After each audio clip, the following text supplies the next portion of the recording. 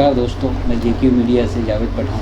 अस्सलाम वालेकुम। हम ऐसे शख्स के पास आए जिनका नाम बेखूबी ऑल ओवर इंडिया में कोई भी जानता है, जिनका नाम शब्बीर अहमद विद्रोही जी है, जो माइनॉरिटी डिपार्टमेंट के चेयरमैन है ऑल ओवर इंडिया की राष्ट्रवादी पार्टी के। आज हम उनसे रूबरू होने आ रहे हैं और कोरोना से लेके क्या क्या मसले हो रहे हैं, इसमें क्या हो सकता है आगे और सरकार क्या हेल्प कर सकती है, उनको बताने जा रहे हैं। इससे मिल जाए।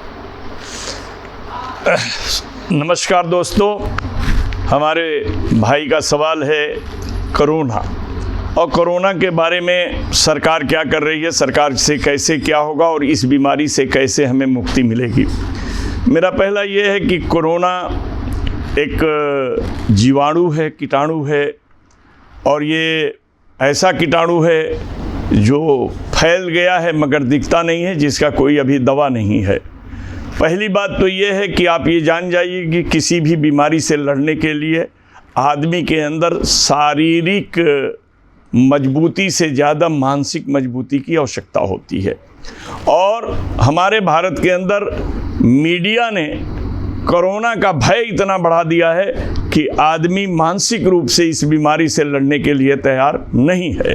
हमारा ये मानना है कि जब हम मानसिक रूप से किसी भी बीमारी का सामना करने को तैयार रहें तो बीमारी हार जाती है। मीडिया हमारे अंदर दहशत पैदा कर रही है, तरह तरह के बातों को डाल करके लोगों को बुज़दिल बना रही है। ज़रूरत है इस वक्त आत्मनिर्भर योजना से ज़्यादा इंसान को आत्मबल को मजबूत करना और स्वयं पर आत्मनिर्भर होना, क्योंकि जिस चीज़ की कोई दवा ही नहीं बनी है उसमें ये सरकार इलाज क्या करेगी। सरकार केवल क्वारंटाइन कर रही है, लोगों को ले जा कर के एक रूम में तन्हाई में रखने का काम कर रही है, उनके अंदर बीमारी से लड़ने की ताकत पैदा हो, विटामिन सी दे रही है। इसके अलावा कोई इसका इलाज नहीं है। मेरा अपना मानना है कि हमारे देश का ये दुर्भाग्य है कि हमारे देश को एक ऐसा शासक मिला है, ऐसा नेता मिला है जिसके पास कोई योजना नहीं होती है, केवल बंदी पर जाता है। बगैर योजना के जैसे नोटबंदी कर दिया, उसी तरीके से बगैर किसी योजना के कोई योजना नहीं बनाया और देश के अंदर उसने लॉक आउट, जिसको आप कहते हैं तालाबंदी कर दिया। आप ये बता दीजिए, आज मजदूर हजारों किलोमीटर पैदल चल रहे हैं। हमें इस पर एक शेर याद आता है, रास्ता तुझे बहुत घमंड था अपने लंबे होने का, लेकिन मजदूरों ने अपनी हिम्मत से तुझे अपने पैरों से रौंद दिया। आज जिन रास्तों में ट्रेन से जाने से आदमी हिचकिचाते थे कि 2 दिन का सफ़र कैसे करेंगे, मजदूरों ने पैदल जा कर के उसे पूरा किया। दोस्तों, मजदूर क्यों जा रहे हैं? रोटी की व्यवस्था या दवा की व्यवस्था, या उनके अंदर किसी चीज़ की दहशत पैदा है, या उनके अंदर किसी चीज़ की कोई बात पैदा है। सबसे बड़ी बात यह है कि ये मीडिया ने जो भय पैदा कर दिया कि ये खतरनाक मजदूर के अंदर एक भावना पैदा हो गई कि अगर मुझे मरना है तो अपने परिवार के साथ जाके मरना है। यहाँ अगर हम अस्पताल में भी अगर चले जाएंगे, कौन हमें देखेगा, कौन हमारी ये करेगा, मरने के बाद हमारी लाश का भी क्या होगा।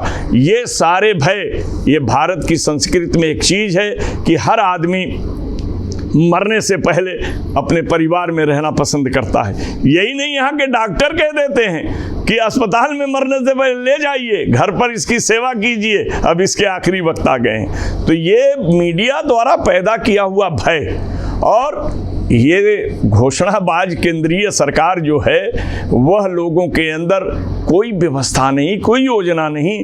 अगर इसी की योजना बना देते। आज एक बात और आपको बता दूं भाई, बात थोड़ी लंबी हो रही है। आप क्या समझते हैं केवल पेट के रोटी दाना पानी यही आवश्यकता है? आज एक आवश्यकता मोबाइल भी हो गई है, जो परिवार से बातचीत करने के लिए आप पकाया हुआ खाना दे रहे हैं, दाल दे रहे हैं, रिचार्ज नहीं है, उनके पास पैसे नहीं है, परिवार से बात नहीं हो रही है, इसलिए और भी परिवार के बीच ये जाने के लिए व्याकुल है। सरकार ने इसके लिए कुछ किया? भाई, आप करोड़ों अरबों की योजनाएं बनाते हैं, लेकिन आपने गरीबों के लिए क्या बनाया? आपने गरीबों को दिया क्या? आज इस देश के अंदर मैं आपसे एक बात साफ कह दूं, जो हमारे देश का प्रधानमंत्री कहता था, मेरा क्या, मैं झोला उठाऊंगा चल दूंगा, वो उसी योजना में है कि उसका क्या, जब किसान मर गए, मजदूर मर रहे, परेशान हो रहे, उसको क्या है?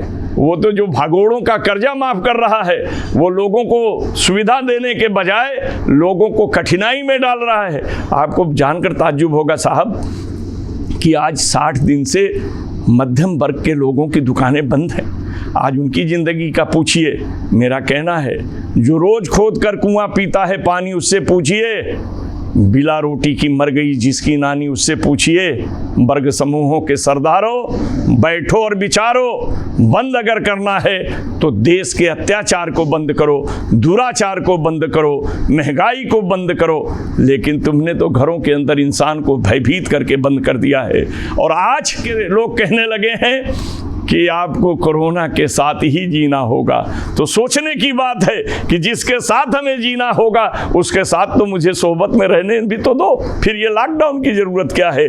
पहुंची वहीं पे लाश जहां का खमीर था, आप वहीं पर आ गए। जिस चीज़ का भय था, आर्थिक व्यवस्थाओं को चौपट करने के बाद, लोगों की ज़िंदगी को बर्बाद करने के बाद, मजदूरों को हजारों किलोमीटर पैदल चलाने के बाद ट्रेन चलाए तुमने। यही काम अगर लॉकडाउन करने से पहले 4 दिन पहले अगर ये ऐलान कर देते कि भारत के लोगों, भारत में कोरोना की बीमारी आ रही है और इसे रोकने के लिए हमें लॉकडाउन करना पड़ेगा, आपको 5 दिन की मोहलत दी जाती है कि आप जहां जाना चाहते हैं अपने आप को सुरक्षित जगहों पर ले जाने का काम करें। सरकार ट्रेन, बस, ये सारी चीज़ों से आपकी व्यवस्था की है, तो आज ये नौबत देखने को नहीं मिलता। लेकिन उससे क्या है? उससे कुछ भी नहीं है। न परिवार का दर्द जानता है, न समाज की पीड़ा जानता है। वो केवल बातों को फेंकना जानता है। इसके अलावा उसके पास कुछ भी नहीं है। न बुद्धि है, न विवेक है, न विचार है, न सदाचार है, न शिष्टाचार है। ऐसे व्यक्ति से आज ये देश मिला है। और बात ये सच है जो वो बोलता है कि 60 सालों में जो नहीं हुआ, अरे क्या हुआ बता दीजिए। आज किस प्रधानमंत्री का भारत के अंदर हिजड़ों ने विरोध किया हो? ये पहला प्रधानमंत्री है जिसका विरोध हिजड़ों ने किया है। ये सबसे बड़ी चीज़ ये है कि अगर बुद्धि सही ना हो तो शरीर के अंग भी काम नहीं करते। इसलिए नेतृत्व सही हो तो देश को विपद से बचाया जा सकता है। हमारी महाराष्ट्र की सरकार ने भी बड़ी कोशिश की, हर चीज़ की, सहयोग से सेंटर से कितना मिला ये सरकार जाने। लेकिन कोरोना से बचने का मामला, जो डिस्टेंसिंग, ये वो सारी चीज़, हम एक चीज़ जानते हैं कि आप मानसिक रूप से कोरोना से लड़ने के लिए तैयार हो जाइए। अपने अंदर विटामिन सी को लाइए, आप स्वच्छ रहिए, हाथ मुंह सब धोते रहिए और जीने की शैली में हिम्मत को पैदा कीजिए। मेरा बिल्कुल मानना है कि कोरोना हार जाएगा और हमारा भारत जीत जाएगा। बहुत बहुत शुक्रिया। ये थे हमारे शब्बीर अहमद विद्रे जी, जिन्होंने बहुत अच्छा मैसेज दिया है और इनकी ये बात हर लोगों को पहुंचाने का काम हमारी JQ मीडिया करेंगे। और इन्होंने एक सही बात कही है कि आज गोदी मीडिया के हिस्से ही आज ये प्रोपेगेंडा हुआ है और हर आदमी भयभीत हो चुका है और उससे लगा कि नहीं, हम कैसा जी पाएंगे, हम कैसा करेंगे। आज इन्होंने जो कहा है कि 4 दिन पहले अगर ये लोगों को ट्रांसपोर्टिंग अगर शुरू करते तो आज ये हाल ना होते। कई रास्ते में लोग अपनी सुसाइड ना करते, कि लोगों की जान नहीं जाती। पैदल इतना किलोमीटर रास्ता आज इन्हें तय की है। इनसे मिलकर हमें, हमारे JQ मीडिया की टीम को बहुत खुशी हुई। इसे बोलते हुए शुक्रिया।